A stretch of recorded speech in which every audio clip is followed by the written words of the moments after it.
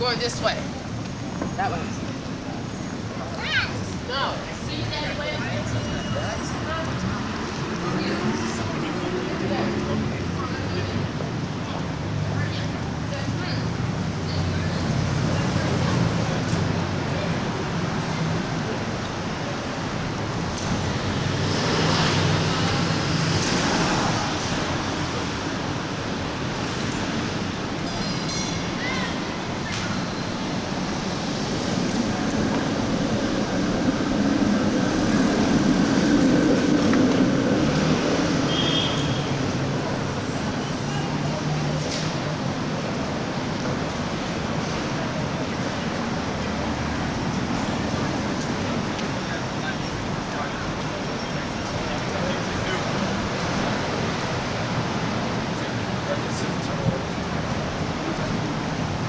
It's all good. Put the camera tonight. You got a large coffee for me there? No more? Small one? Huh? Is there enough? Small one? Yeah, okay. Whatever you got.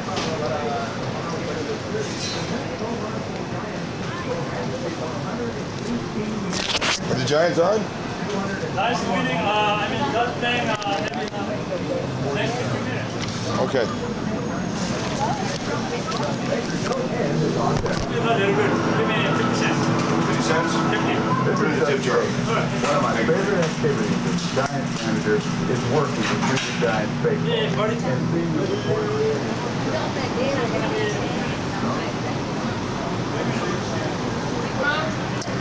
Yeah.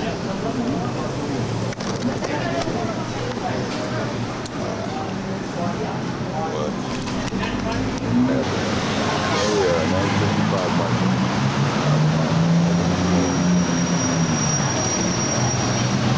And we're going inside.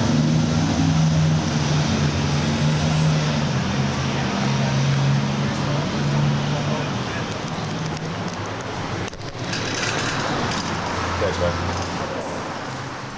Is it that hour already? Sorry? You already, what time you gotta start doing this? About 6:15, something like that. All right, we might have some leftover pizza for you up there later. Oh, really? Yeah, they usually feed us on the general meetings. Okay, man. Elevator. Going up to the 11th floor. 11th floor elevator. 9, 10, 11. Lucky number. Lucky number 11, house of the living wage. Here we go. Oops. Meeting room 11:15.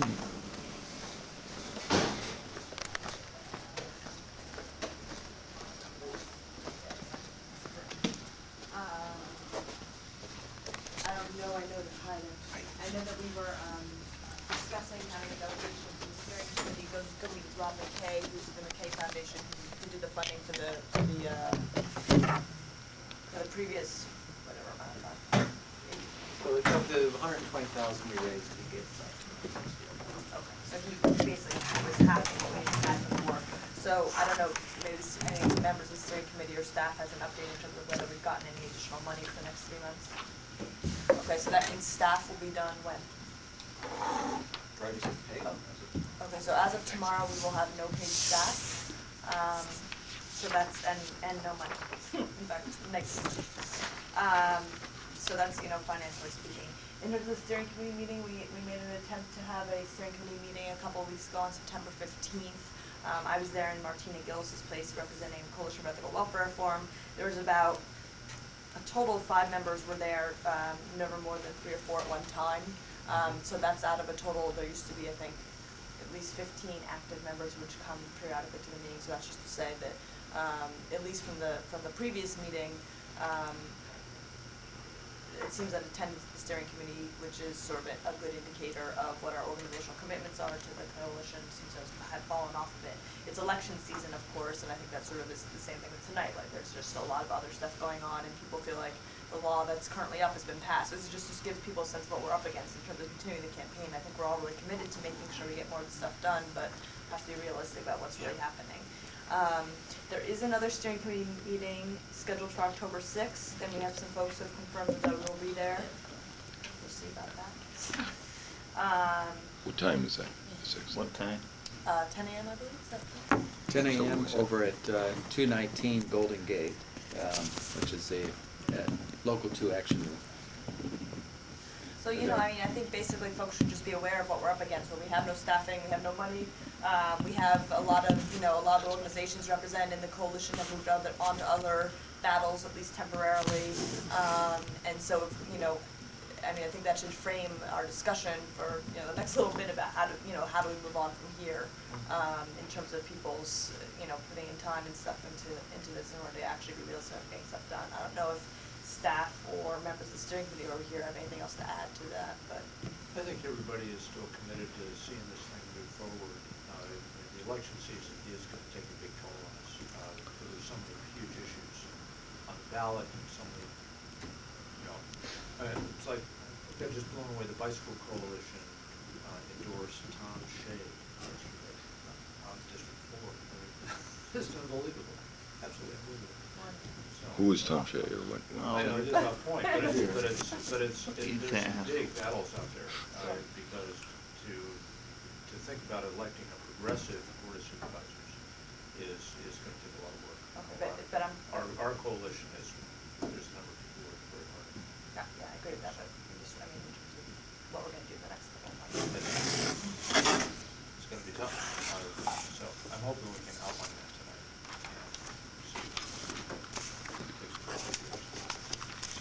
Well, the people who are here, I figured that everyone knew there was a meeting. Okay, so we want I mean, does anyone else have anything to add or comment on in terms of that report? Okay, you said that the Bicycle Coalition, But that was off point, so. Yeah. okay, but we gotta, if Shay and Dubin on, okay. Yeah, Let's not go there. Let's not. And so Carl and Ken, do I assume that you guys won't be working past tonight? Is that right, or are you still planning to continue on for a little while as volunteers, or? Yeah, so be working through next week. And are you still planning to meet with Ron McKinney, or are you just, or is that? Well, I have met with Ron, and that was kind of a second discussion. He agreed to pay off the back debt, Okay. but Fingers on the lips, felt, you know, that he had done a significant contribution for the campaign, which I cannot deny, and so wasn't going to commit at this time to doing anything more. I think he wants to sort of figure out his funding and stuff in the future. Is there any way we could do a fundraiser? Well, that's a good segue into our next point, which is if everyone looks on the agenda. But just to finish that, I mean, you know, and I know Carl plans to continue around doing the stuff and the work that I'm doing, I will be here and do it. Go ahead, Carl.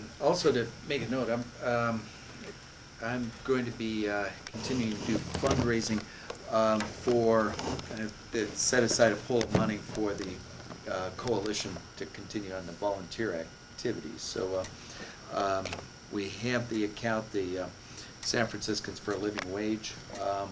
There's still about a need to raise 500 more to cover a loan that Barry made to the campaign, and that, but any money over that can be set aside as a pool, you know, a fund for like the next point on the agenda, you know, planning an event.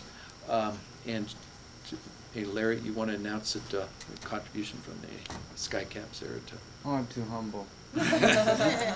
You're welcome. Okay, I'll announce it. Okay. Just tonight, Larry handed me a money order for $136. All right, thank you. And I have another $300 from Globe Sky Caps and and we should have another amount like that by the next meeting. So. And what was ITS? Oh, bro, we're having problems with them. But that's good. And also expect, you know, a couple of locals to come through with some money. So, Yeah, and I'm gonna jam 665 up again. I haven't had a chance to do that, but hopefully we're gonna get some more money from it. and I think maybe, people that are here from different organizations can, also approach the leadership of their organizations about making a further contribution to living wage of local 250. I'm not on speaking terms with Dan anymore. Oh. After that speech that you made on the endorsement night, he owes you, buddy. No, I had to, of course, they wanted Amos with a passion. So have you guys done any sort of estimate in terms of if we were to, because one of the things that was talked about at the last steering committee was whether we could create a structure of, volunteers who could continue to keep the infrastructure going of the coalition, with much curtailed funding without staffing. So is there sort of a minimum amount of money we need in order to do the sort of minimal volunteer stuff to keep the infrastructure going? I think that, maybe when we get down to planning the event, that we can also talk about, committee that can work on budget. Yeah, I think probably, that we're looking at what we can do as a coalition, that some of the ideas that were brought up, about fundraising, can that be a part of what we're working on next? I think that whatever we plan, that we need to frame it in a way that this is an educational campaign and that it's to mobilize people to action. So that we are, getting out, bringing people together to continue the campaign around making sure that, program for CalWorks and GA recipients is implemented. And that we're bringing people together to, one thing I've been bringing up is I think the next logical step is a living wage campaign at City College. So that, that's something that we need to bring City College students into the mix, and so that we can have that kind of organizing going on. Just for the immediate future though, just to take care of implementation issues that we have following through on the legislation, looking at contracts that are coming up for renewal, making sure that the CalWorks piece gets done. We're probably looking at maybe equivalent of a quarter to half-time person over the next couple of months. If we start looking at efforts like Carl is talking about, we're really doing some serious organizing and planning for the future, then I think that gives any much. But I'd be willing to do whatever work. Before the 12th, then? Is that too Well, the late? only problem is that, election is November 6th. That's right, yeah. Then we can move it up to early December. How about that Friday after the election? Well, this is the 10th or something? I don't think it's far enough off because you figure question that is a lot of people people are putting gonna be in working on energy. the election. Yeah, but What about, so, Technically, okay, so one of our potential dates is November 10th, which is a Friday. What about that Sunday? Someone talked about Sunday before? Yeah, Sunday, Sunday. November 12th.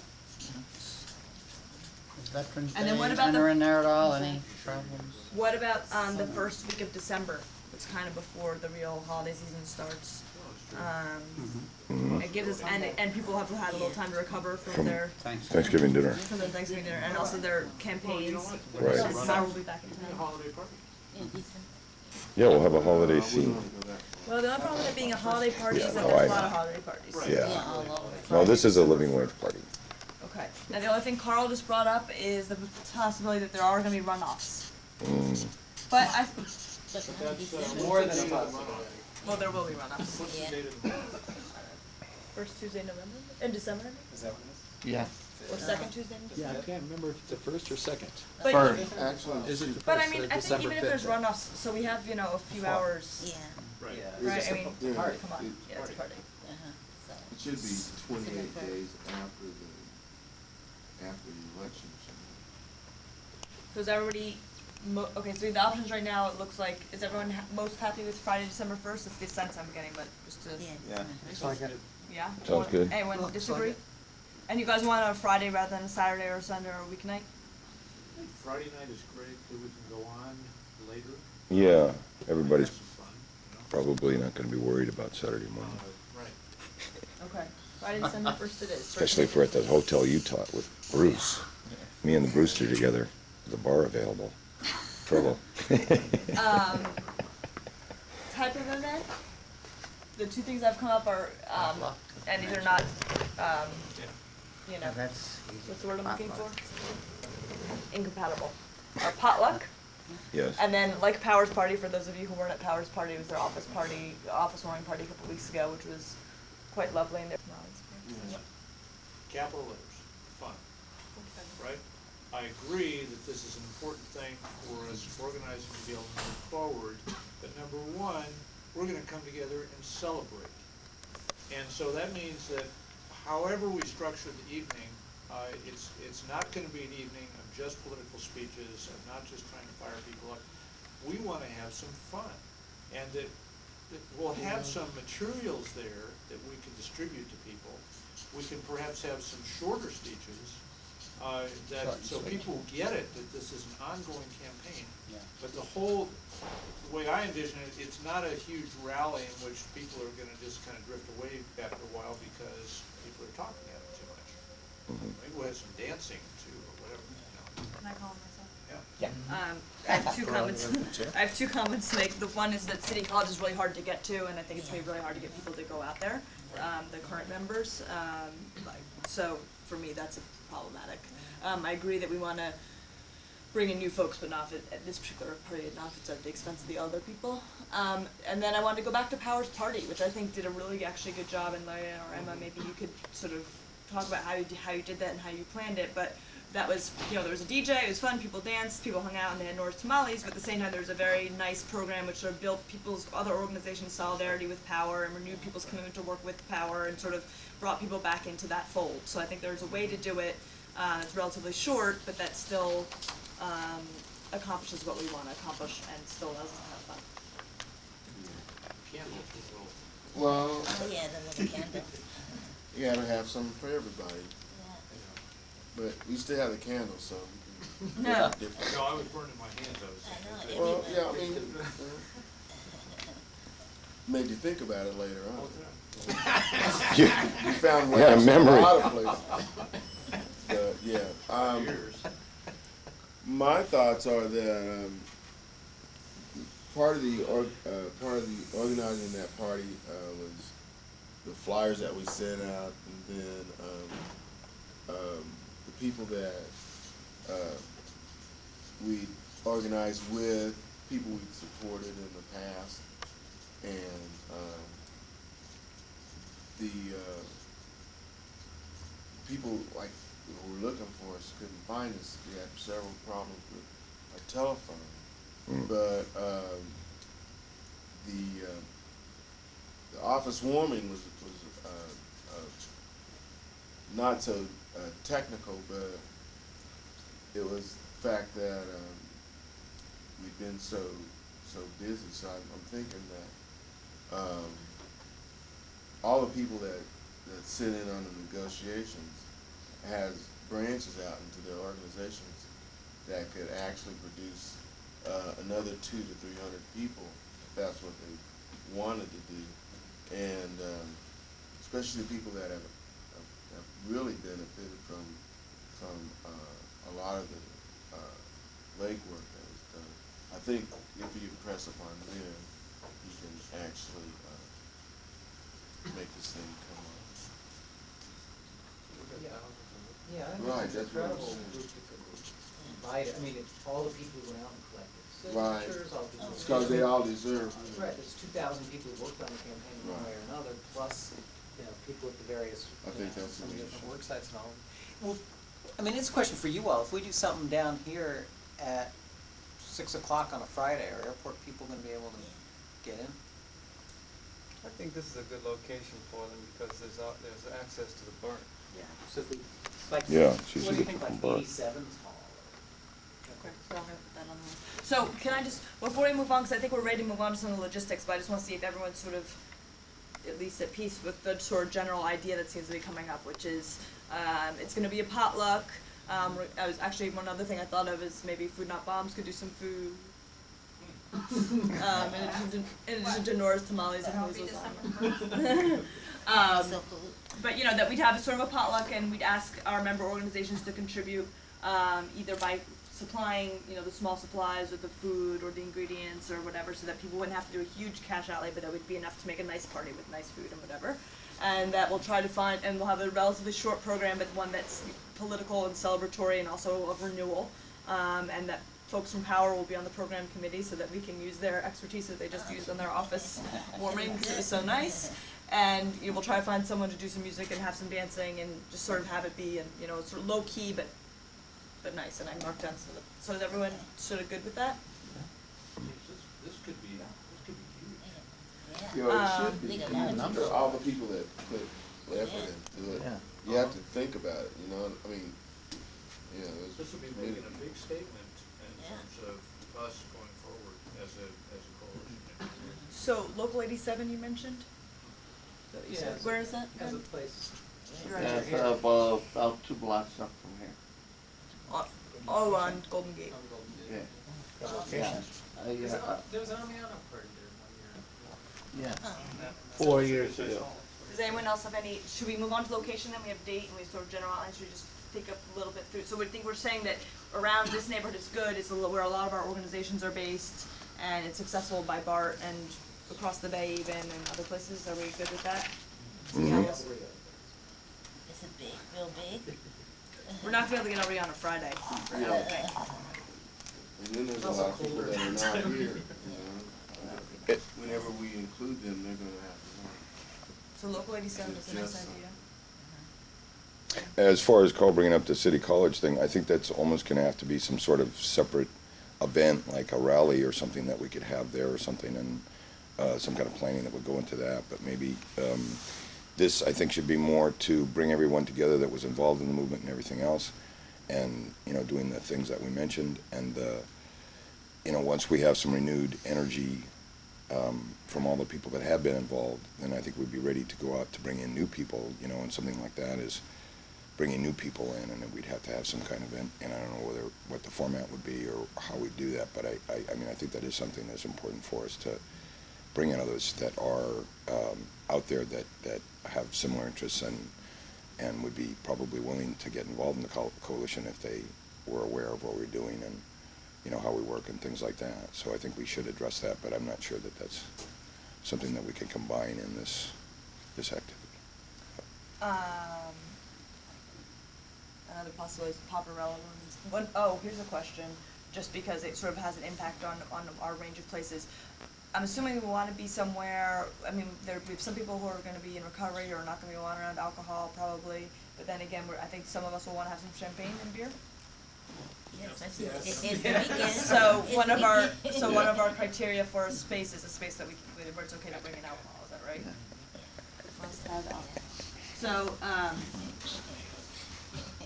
So just whoever ends up on the committee, to find a space, from this list, we'll have to keep that in mind. Is that a major, I mean, it is a problem having both communities, and how do we deal with that? Because there's a large number of us who would like to have alcohol there, but I want to be very sensitive to people who are in recovery as well.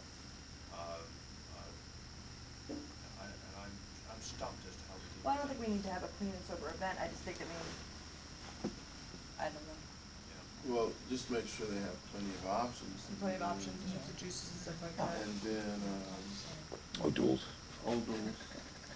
Well, there are some, yeah, exactly. And there are, I mean, the thing is, there are some clean and sober spaces where we wouldn't be able to bring in alcohol. Like I was thinking the Paparella room at St. Anthony's, maybe it's not festive enough, but I don't know if they would let us, for example. and then,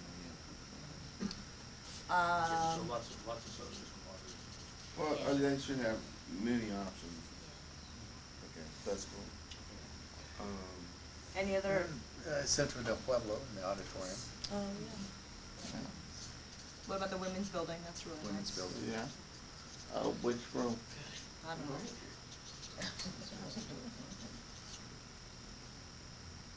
How about Local 2 has a big space on the ground floor, not their recruiting hall, but the ones where you come in once, while, you know, before the boardroom. We had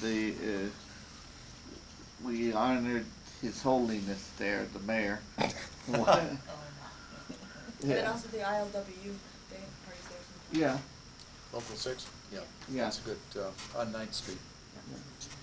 So I think are you guys all cool with this as a sort of good list of options and whoever ends up, just cause like, just in terms of keeping track of time, I think we gotta close this discussion down probably around 7:30. And what I'd like to do is sort of have gone through the major points that we need to, and then have people sign up to sort of agree to work on those points.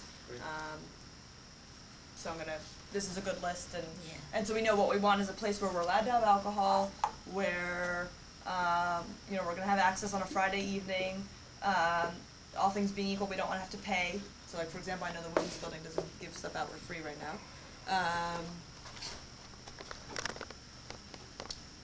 Fairly close to transportation. And close to Yeah, transportation. Yeah, that's Yeah. good. So either TL or Mission, basically. Yeah. Okay.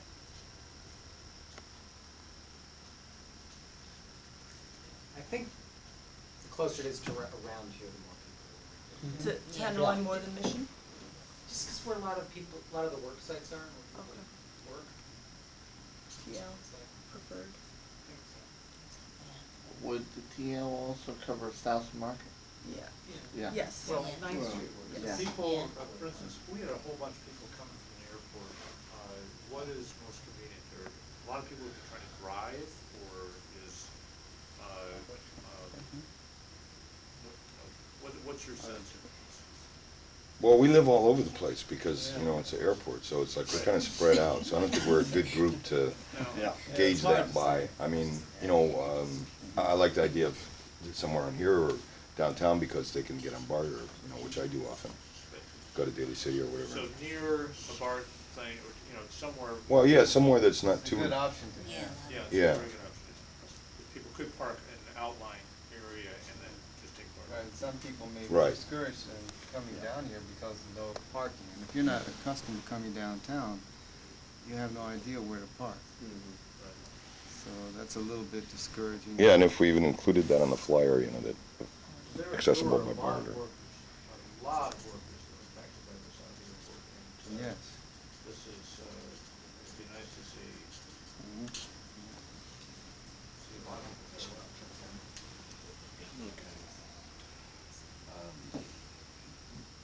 As far as a church that's near here that has a big space in the basement, First Congregational Church on Mason. They're part of our coalition. They endorse it. They endorse it. Okay, I'm gonna leave location for now, but we seem to have a sort of good sense of, you know, what we want. Our priority.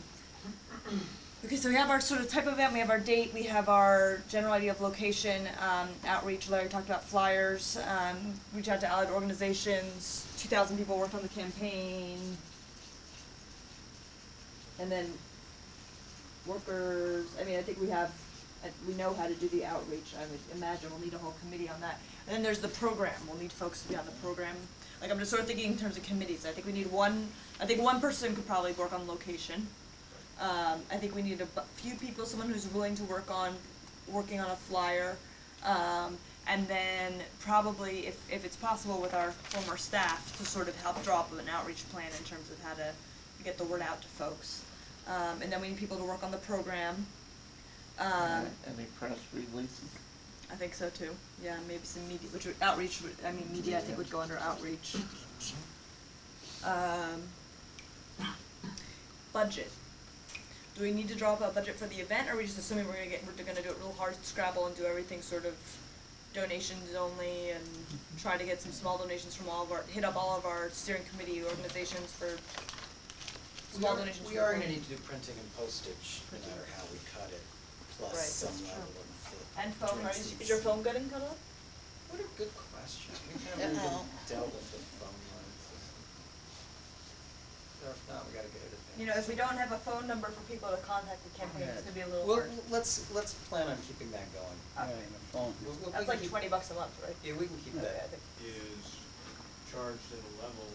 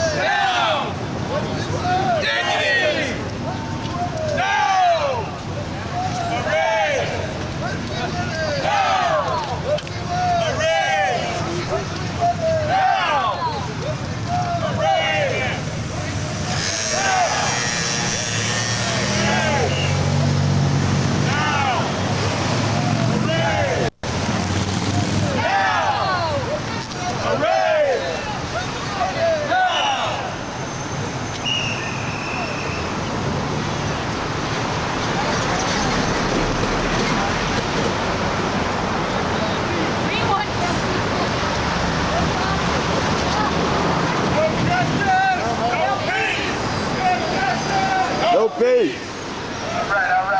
No peace. No justice! No peace! No justice! No peace! No justice! No peace. No justice! No peace. No justice! No peace. No justice! No peace. No justice! No peace. No justice! No peace. No justice! No peace! No justice! No peace! No justice! No peace. Oh, what do we want? It's no law. Genocide on the line of the fire. I said we can't survive. On 575. I know we can't survive. On 575. I said we can't survive. On 575. I know we can't survive. On 575. I said we can't survive. On 575. I know we can't survive. No, we can't survive. No, we can't survive. No, we can't survive. No, we can't survive. I know we can't survive. Wait. We need a higher wage. We need a higher wage. Oh, not higher wage. We need a higher wage. Not a minimum wage. We need a higher wage. Not a minimum wage. We need a higher wage. Not a minimum wage. We need a higher wage. Not a minimum wage. We need a higher wage. Not a minimum wage. We need a higher Not a minimum wage. Not a minimum wage. Not a minimum wage. Not a minimum wage. Not a minimum wage. Not a minimum wage. Not a minimum wage. Minimum wage. Not a minimum wage. Not a minimum wage. We know we're fighting those greedy corporations who want finance, right? Yeah. So you know how I got all your lodges, hotels. I bet they got all the hotels with the restaurant all over there. So if we can't pay 85, we can pay 500. I bet they all in there. They all in there, still in millions. They poverty pimps. That's what they are. They poverty pimps. Tell them, baby, tell them. Yeah. Oh no, we can't survive! Oh no, we can't survive! Oh no, we can't survive! Oh no, we can't survive! Oh no, we can't survive! Oh no, we can't survive!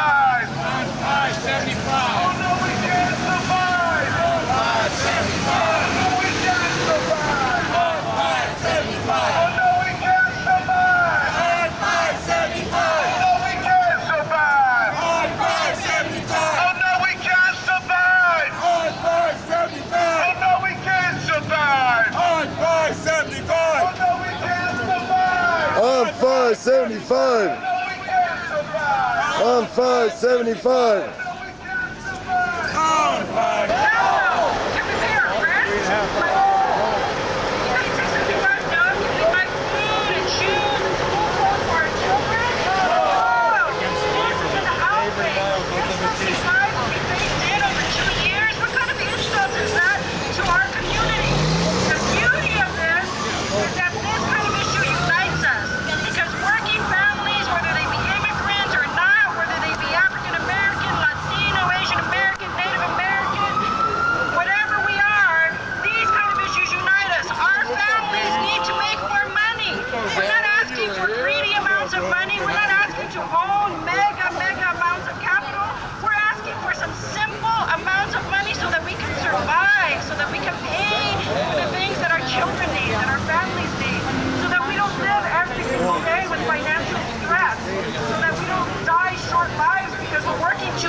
Just trying to make ends meet and still get evicted because we can't pay the rent.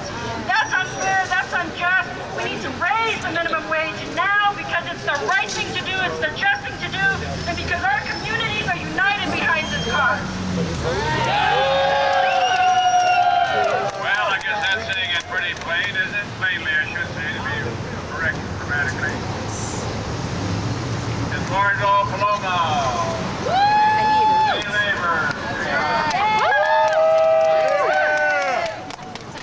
Compañeros, yo sí pido que se vea el aumento de sueldo porque sí es necesario.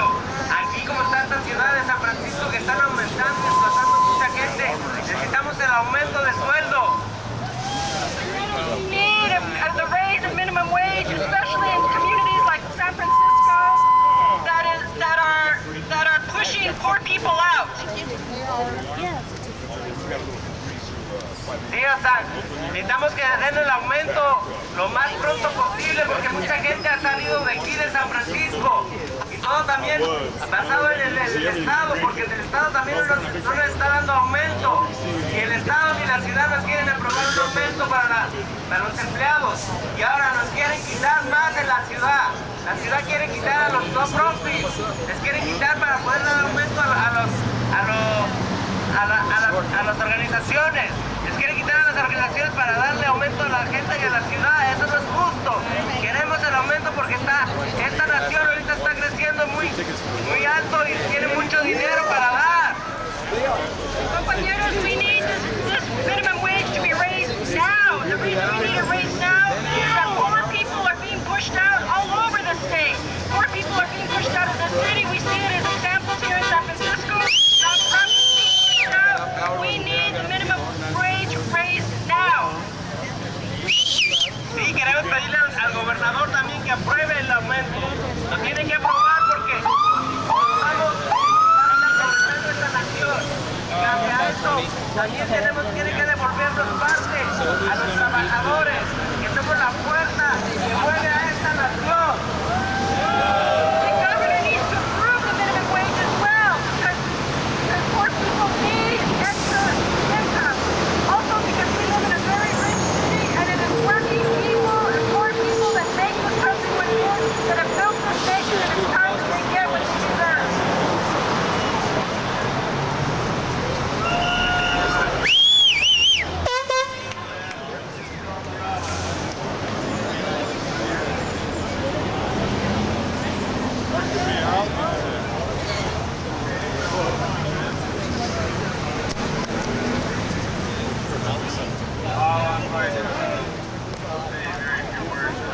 First thing is I looked up in the dictionary minimum wage. First minimum, they got a lot of definitions there. And then they said the lowest wage determined by law or contract that an employer may pay an employee for a specified job. Now here's the important word. Number 2 in the dictionary, minimum wage means a living wage. So is $1 an hour going to make a living wage? No! Try that again. $1 an hour going to make a living wage? No! That sounds a little better. Maybe we get the message across in there. So the dictionary says it here. You and I can understand it. Now I'm going to close with a few introductory words, and then we're going to go to John Moran. We'll be closing off here. We'll move inside. Ready for something intellectual? Ready! Good for you. Living out there is tough. $1 an hour is not enough. So by raising it to 8, you'll open the gates, and workers won't have it so rough. So was that pretty good? Yeah. Thank you very much. And ask for it. Now, wind it up here. Pardon? Support the need, not the greedy. Thank you very much. And now, John Moran of the Local 1, 1414. Ahorita vamos a entrar a la reunión. Si hay alguien aquí que van a necesitar equipo de adentro, por favor levante su mano porque tenemos equipo aquí que pueden ayudar.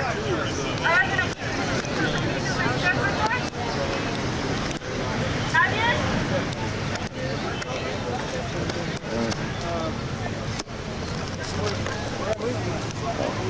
Now, winding it up here as we move inside. John Moran. Here you are, John.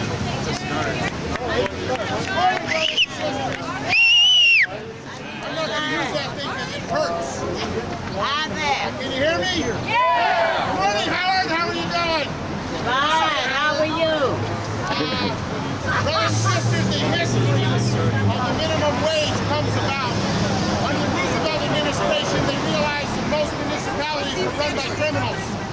And they knew that if they handed out money to bring the country out of the Depression, that the most of the money wouldn't reach the poor guy at the bottom who was doing the work. That's why they passed the Davis-Bacon Act. Then they would have a federal minimum standard for federal projects. And they passed the minimum wage when they handed out other funds to provide work for workers in the 30s. That's where this concept of minimum wage comes about.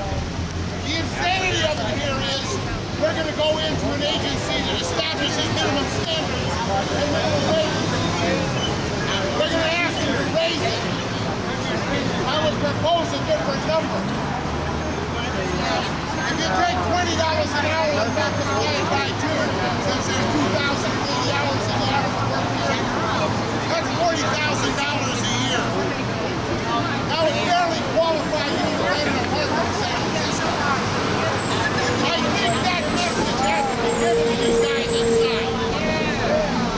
That $20 an hour is what it really costs to live here, unless you're going to provide industrial welfare for the corporate entities in San Francisco.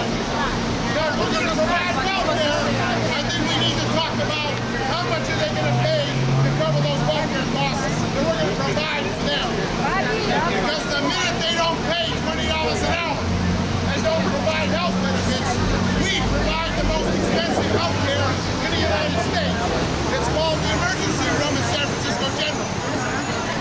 So my everybody was upset now. Get up in their face and make sure they understand that you need a lot more than $20 an hour if you're going to live in San Francisco. What do you guys think? Do you think $20 an hour is a fair rate? Yes! Go inside and tell them that. Thank you. Please stack up your signs on the way in.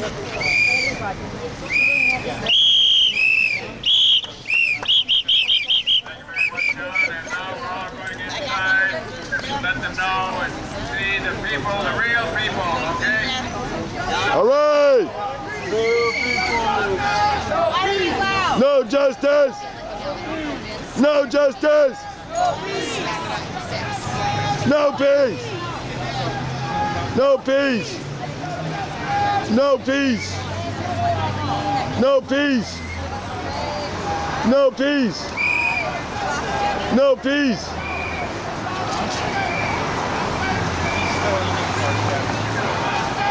No peace. No peace.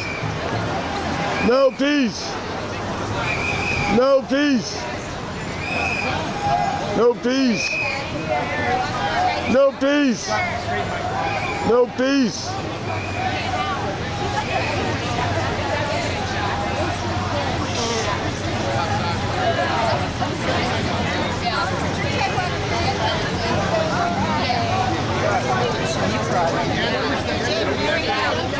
Point and shoot.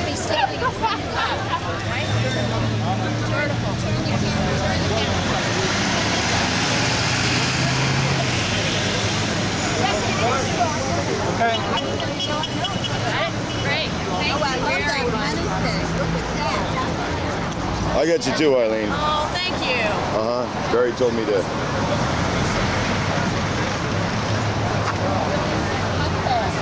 Look, a money bag.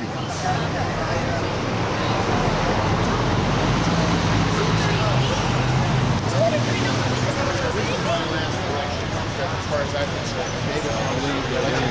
I ain't back. You go tell me,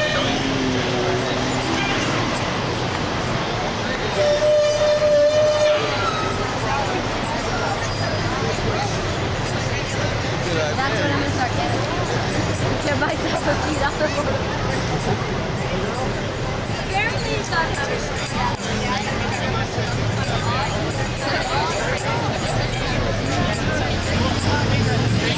On into the hearing. Minimum wage. Yeah, we're going to find the sign.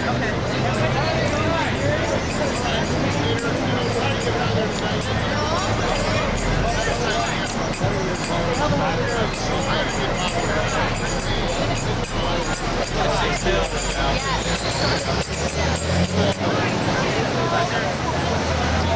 I unfortunately have to so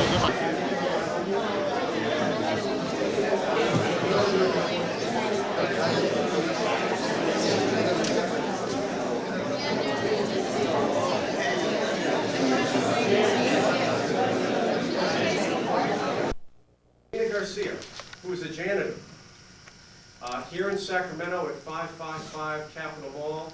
She joined together with her co-workers and sued her employer, who was failing to give her a minimum wage. And she was asked, we suggested she be on this wage board appointed by the Industrial Welfare Commission. She did that, and she participated in this deliberation and recommended this increase. So we're delighted. Rosalina, would you come forward?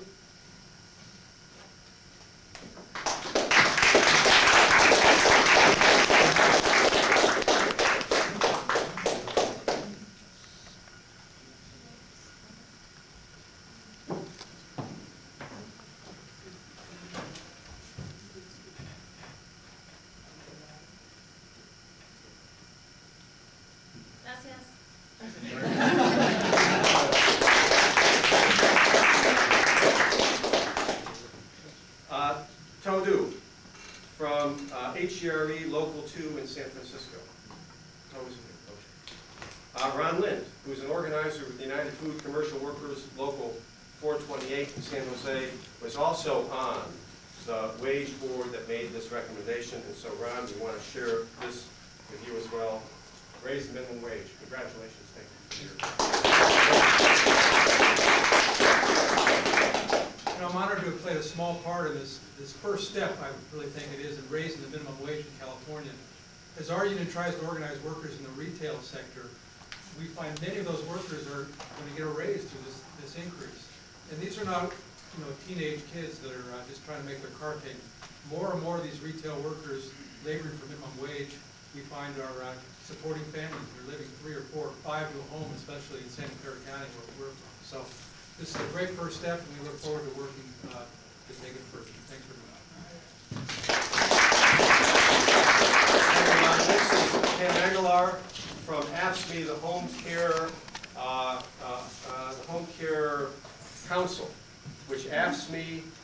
SEIU have a joint work because they both represent home care workers. Pam Aguilar from Aspen. Pam. Raise the minimum wage. Great. On behalf of Max, Max Carpenter, who wasn't able to join us today, but you're here representing him. Very good. Thank you. Let's do it. This is especially important, and I really applaud the IWC for making this decision. These workers that make the lower wages frequently are the ones that are doing the backbreaking work of taking care of our loved ones and doing some of the work that really puts them out of work because of injuries, and there's nobody more deserving of higher wages than these folks. And I agree with Art that we need to do more to continue improving their way of life. Thank you very much.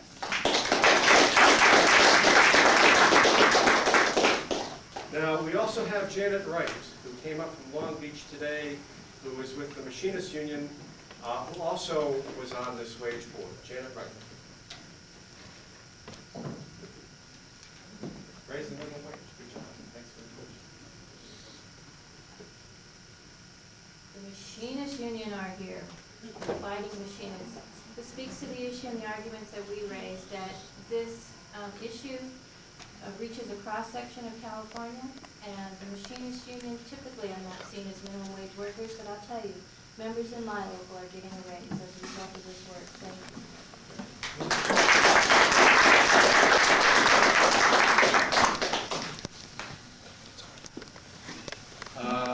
Rosalinda Guillen, who was from the farm workers, was also on this wage board, unable to come today, but standing in for her on her behalf is Michael Moreno from the farm workers. And Michael, if you would share this with her. And Michael also at the time was on the staff of the IWC. Thank you very much. Good job raising minimum wage.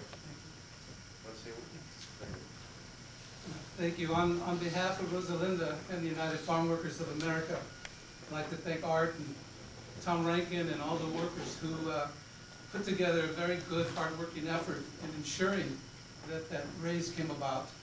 And especially those people on the commission staff, especially Barry Broad. The 14 months that I was with the commission, I haven't seen anybody work as tirelessly and as much and have as much communication and contact with the commission. And I want to salute him especially. And thank you very much.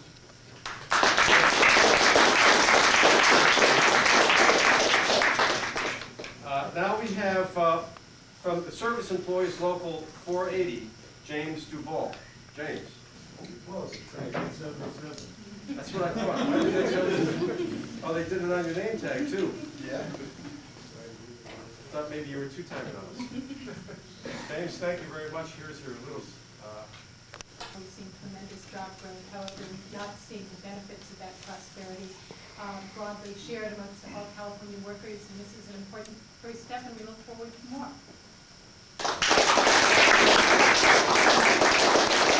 If you get the tops of the boxes afterwards, feel free to come up and get them. And we have one more from Unite, the Garment Workers Union. Tim Hayes is here on behalf of, was it Christina who was on the wage board who couldn't make it today, but on behalf of Christina, he is here. Tim, thank you. There you go. Please share that with Christina for her hard work and thank her. Would you like to say anything? Yeah, just a few words. We represent so many, poor people in the garment industry that it's a pleasure to see that the state here has raised the minimum wage, and it'll make a big difference in our industry. It'll make a big difference even in our economy, because it's a long proven fact that when workers earn more money, the economy improves as well. Thank you very much. So, a special acknowledgement to one member of the IWC who is here today, and that's Barry Broad. I should tell you that we wanted to give him one of these. He is such an appropriate, conscientious person. He said, no, I cannot, as a government appointee, accept any gifts, even though this was not a very expensive gift. In practice with the minimum wage. But we want to acknowledge Barry Broad because he was such an articulate and thoughtful member of the Industrial Welfare Commission. He did a terrific job, and special thanks to him. And we'll give him a fine letter of commendation, perhaps even with a little plastic frame around it. We'll stay under the minimum $10 gift fee. And also Andy Barron, who is the director of the Industrial Welfare Commission, who is here as well today. Thank you, Andy Barron, for the fine work of yourself, your staff, and the whole IWC. And we look forward to more increases in the minimum wage soon. Thank you very much. So at this point, we'll simply entertain questions.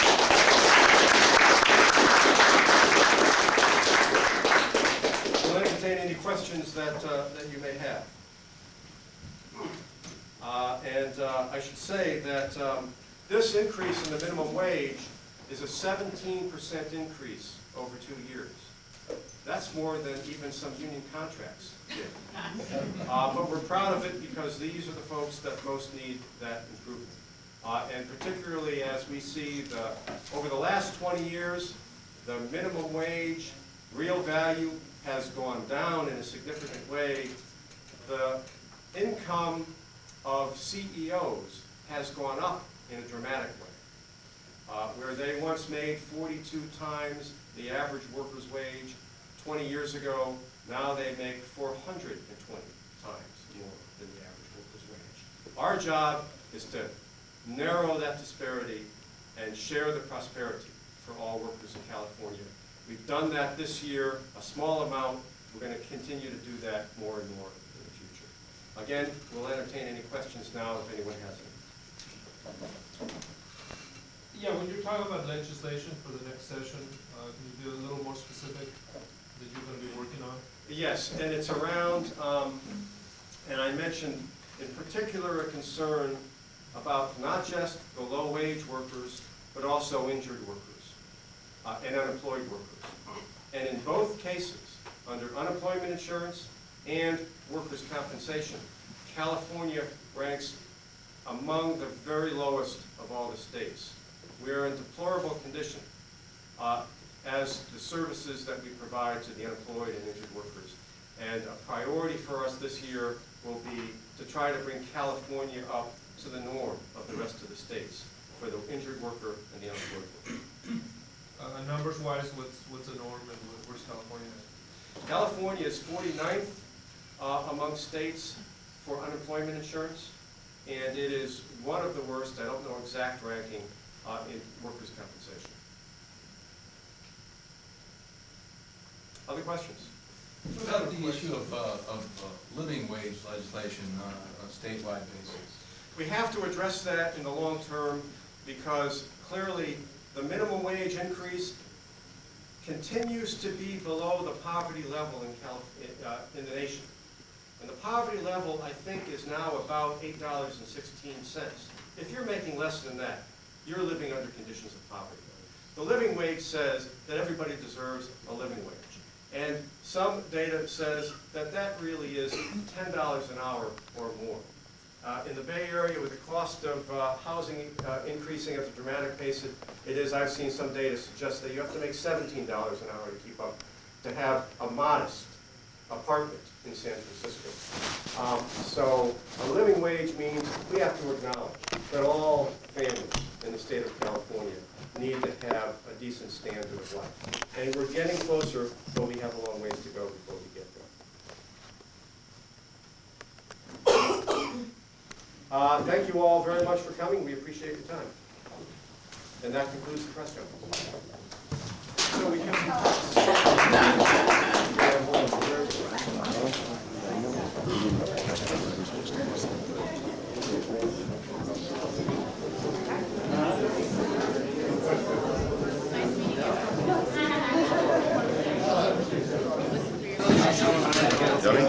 Yeah. It is. Well, that's our That's the award we got. award. The Orange Coalition. State Capital. You see it? Leave it there, right there. Don't move it.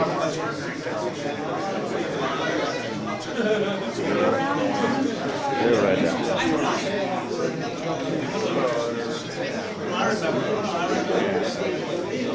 There's Tom holding the award.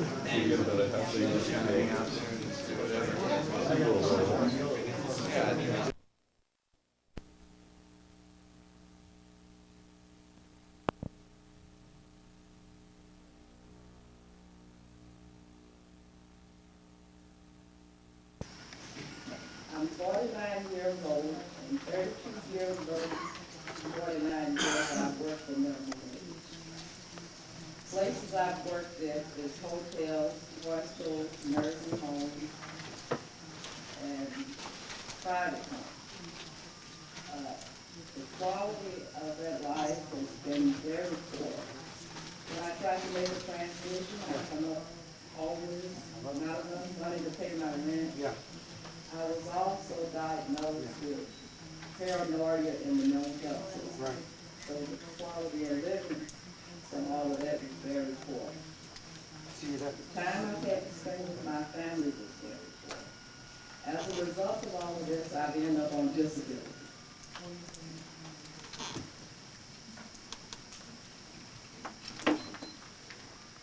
Thank you. Next, it is clear that whenever we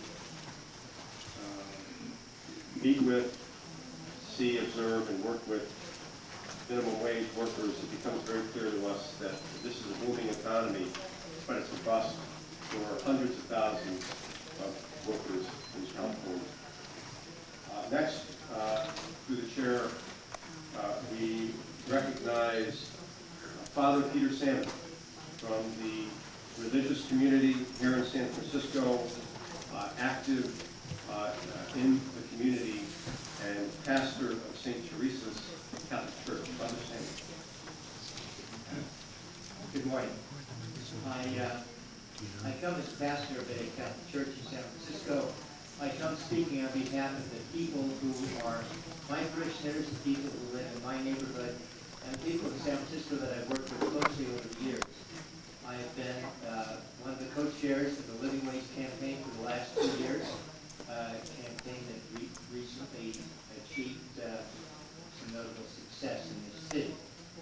I would like to just briefly share with you some of the stories of my parishioners. Sometimes people wonder why somebody with a Roman collar is seen in public halls.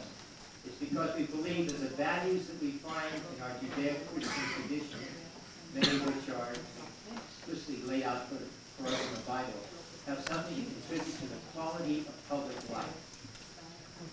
And it struck me because last Sunday, I guess in the large preparation for this and the readings we had, which we share with many of our Protestant brethren who follow the same lectionary, there were the words of St. James that talk about religion and life, a message to those who think those two aren't connected. He said, the wages you have withheld from your workers who harvested your fields are crying aloud, and these cries have reached the ears of God. And so I come out of that tradition. It is strange that all sectors of government encourage us to care about our neighbor and approve the works of charity that we do through religious organizations. But there is not the same enthusiasm when the church comes and says, we don't need charity here. We want to see that people working full-time jobs get justice. I think of Maria, who comes to our place for food once every month. She has a full-time job. She has a teenage daughter. She's a single mother, and she can't make it through the month, even though she works 40 hours a week and sometimes a little overtime because of the fact that she is not getting her just wage. A couple of months ago, I got off the plane in San Francisco Airport. One of our party had a broken foot, and a little Filipino grandmother came up to the airline's gate there with a wheelchair. So being involved in the living wage, I asked her what she was getting. She was getting $6.25 an hour. She had not gotten an increase for a year. They used her to do baggage checking, for which she was not exchanged, so was not trained, and didn't pay her the $7 those people got, and talked about the difficulty she had of helping to support her family. Another story there, her cousin, a 60-year-old man who has to work 2 jobs in order to support his family and can only sleep a few hours each day. We, in the living wage, got an agreement that said $9 or $10 an hour. We are not proud of that. We are proud that we have taken a step to say that $9 or $10 an hour is sufficient for anybody to live other than a poverty level life in this city is not true. $9 or $10 won't do it. In this city, it's between $14 and $17. And as you've heard in the state, it has to be over $8. Just to, in one of the, in looking at the scripture references that I referred to, the Jews were complaining to God. They said, we fast and you don't listen to us. And he said, I'm not listening to your fast because you exploit your workers. That's a very harsh word that is used by the Lord, exploiting workers. And I submit to you that all of us in our society are exploiting our workers. We are telling them, we cannot pay you a just wage because we can't afford it and keep up the standard of living that we have ourselves. And so we come today to say not that we can give poverty level wages. The people that give those wages are not bad people. In one of the television debates, I talked to a man who's heading up an agency that does all kinds of good in the city. And yet, he said, we just can't afford to pay those wages. What he's saying is, we can't help the poor unless we exploit